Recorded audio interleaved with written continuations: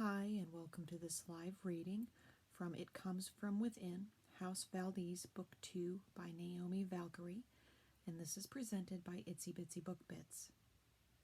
Chapter 1, Zenobia. A new blood den? In disbelief, I look at Ezra for confirmation. Yes, she has been hearing rumors for several weeks now. He hasn't found out the location or the parties involved yet, but whoever it is using the House Muerta name. Sighing, I rub my forehead. This situation is just one more thing to add to the ever-growing list of shit that I have to deal with. You would think being the head of a powerful supernatural organization would be full of perks. I'm finding it to be more migraine-inducing than anything else. If I were human, I'd fear high blood pressure from the stress. We may need to set up a meeting to discuss how we will go about dealing with the situation. Matthew may want to take this information to the Conclave. I don't understand how all of that works yet, but surely the Conclave would want to know someone is still trying to use the House Muerta name. Perhaps, but I've learned that the Conclave doesn't always do what you'd expect. They have their own way of thinking about things. I agree that we should call a meeting regardless. Ezra gets up to leave, but his hand pauses on the doorknob. Is there something else, Ezra? Yes, but it is more of a personal question. I motion for him to continue. I was wondering, do the companions have personal romantic relationships? I'm thinking about asking Maggie out on a date, but I'm not sure how she would feel about it. I think a few of them have tried, but it comes with challenges. A lot of men can't get past what they do for a living. The girls aren't willing to give up their income source. You know what type of situations they came out of. They refuse to give up the independence they've gained. I understand. I know what I'd be getting into. If you pursue this, Ezra, don't hurt Maggie. She deserves the best. Nodding in agreement, Ezra says, Let me know the meeting time. Will do. Leaning back in my chair, I close my eyes. I'm so exhausted from dealing with life, and the last 6 months have been pure hell. I seriously need a break. Chapter 2, Ezra. As I leave Zen's office, I feel a sense of relief. She didn't give me a hard time about Maggie. I know how protective she is of the girls, Maggie in particular. It's been a long time since I've been in any kind of relationship. Being Chi's conduit makes getting close to someone challenging. Few people want to share me with another consciousness. It's extremely awkward if you're being physically intimate with me and all of a sudden a different set of eyes are looking back at you. It's uncomfortable for Chi, too.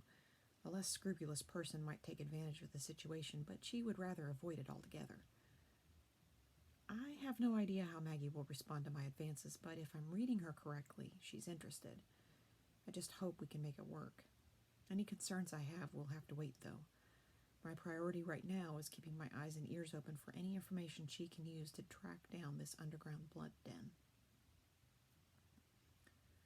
Chapter 3, Zenobia. Once Ezra leaves, I put myself in a timeout and send myself to my room.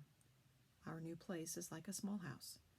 Once I took over House Muerta, we took up living quarters at the hotel now called Hotel Valdis, in addition to the ones at Valdis Manor in the country. The girls still see clients at the country house because I don't want our human clients in a hotel full of paranormals. The bed is calling my name. Onyx and Matthew are out somewhere, no doubt acting like two teenage fools in love. I finally have some time to myself. That happens so rarely these days. With the mind leak and all the internal house restructuring, it's a wonder I haven't gone mad from lack of solitude. I yank the covers over my head and let myself drift off.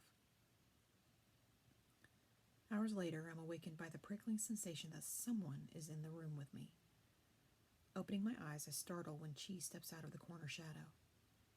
Christ! Don't sneak up on me like that! When did you get here? Chi sits on the bed next to me. I've been here for about 30 minutes. I didn't want to wake you up. I didn't mind waiting. I'm more awake now, and I notice that Chi is shirtless with his wings on full display. I don't know when I'll get used to the fact that he could fly. Zen? Huh? What? Oh, 30 minutes. I know what's going on. Really, I do. This man is such a distraction, though.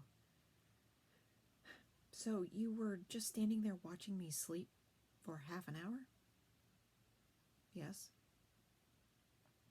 You know that creeps me out. Why didn't you just lay down with me until I woke up? He raises an eyebrow. What? I'm getting better about not pushing people away, I say. I might be slightly defensive. Just a little. I really have been trying.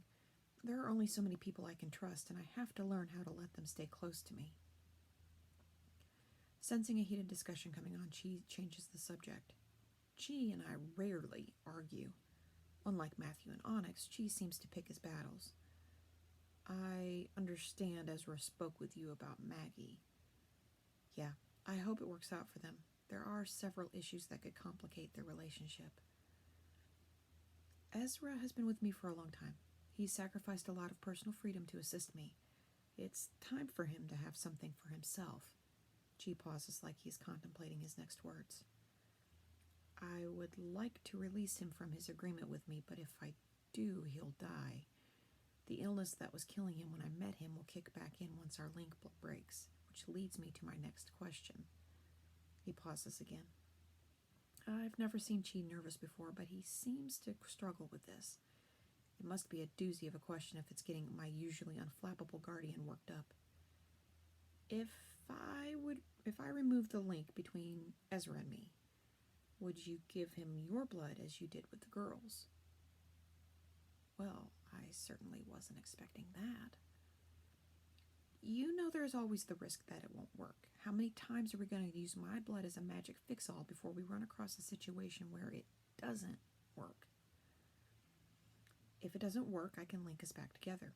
It isn't like he would die immediately, and we would have some time to reintegrate. He pauses again, then looks me straight in the eye. There's one more part of this. I'll need a new conduit. I'd like that to be you. Oh, hell. Can I put one more person in my head? Matthew, Onyx, and I are still mastering the mind link. I don't know if I can handle another one. Chi, I honestly don't know if I can. I'm already feeling crowded as it is. There's a lot of pressure on me right now. It isn't the best time to go tinkering around with my head. I immediately feel his disappointment. Very well. Can we at least give Ezra your blood? I will look for another candidate for my conduit. The idea of someone else tied to Chi makes a knot form in my stomach. I don't want him to choose anyone else, but I don't think I can handle any more change right now. Chapter 4. Chimaka. From my vantage point on the hotel roof, I observe the comings and goings of the house members. I am certain that some of them are involved in the new blood den that has popped up. It has been harder than I expected to track down its location. Vampires are stealthy and cunning, so I always expect a challenge, but this is proving to be quite the puzzle. My mind wanders to Zen's rejection of joining with me. I know she's under a lot of pressure, but I didn't expect her refusal to feel this intense. Technically, I guess she didn't say no, more like not now, so there's some hope. I want to feel as connected to her as Matthew and Onyx are. The draw of guardianship is more impersonal, and I want to be very up close and personal with her. I'm so consumed with my thoughts that I almost miss Audrey slipping out of one side of the side doors and into the shadows. For someone so experienced, it's such a rookie mistake to let my mind deviate from the mission. I let Audrey get ahead before I let my wings propel me into the air. Audrey was one of Cage's favorites. I doubt she's taking the loss of her privilege status well. It's plausible, likely even, that she knows something about the blood den. Hell, she might even be running it. She ran the one that Cage hosted at the hotel, so she knows the ins and outs of how it works. Instead of making use of her enhanced speed, Audrey is walking slow enough to pass for human, making it easier for me to keep up with her. I realize she's heading to the outer edge of the city toward the industrial area. It makes sense that a blood den could be set up here with it being out of the usual city traffic routes. The general public wouldn't have a reason to frequent the area. Still, I've already searched this area, and there had been no sign of one. Once we get further outside the city noise, I drop down to pursue her on foot. There are more places for me to hide on the ground. It seems like my decision was well timed because Audrey stops as if she's listening for something. She must decide that whatever she thought she heard isn't threatening because she finally continues on her way. When we get to the first row of warehouses, Audrey stops at the door of the building on the end and knocks. A man I recognize answers but doesn't invite her inside. Adius. I should have known. Cage's favorite and Javier's right-hand man conspiring together. I finally have something to go on. After the incident with Kelly, Adius had gone off-grid. No one was sure what had happened to him. Apparently, he'd just been biding his time until everything aligned for him to make a move. With all the chaos of the house change, he slipped past our notice. Not anymore, though. Now that I've physically seen him, I will pursue this diligently and take him down. House Valdis sensed the tone for the supernaturals in the former House Meriton territories now, and Zen will not allow a lot of the previously accepted practices to continue. Keeping silent, I creep closer to where Audrey and Adius are talking. I want out, Adius. I don't think so. I need your contribution to keep this operation going. You were all about it when we originally started this. What changed? I've had time to see what it's like to have the leader of a house actually give a shit. Aw, you suddenly grew a conscience. How cute! Too bad I haven't. With lightning-fast reflexes, Audrey grabs Adius by the shirt and snarls in his face. Rein yourself in, bitch. If anything happens to me, you're dead, and you know it. You're in this whether you want to be or not. There is no way out. Audrey shoves him away.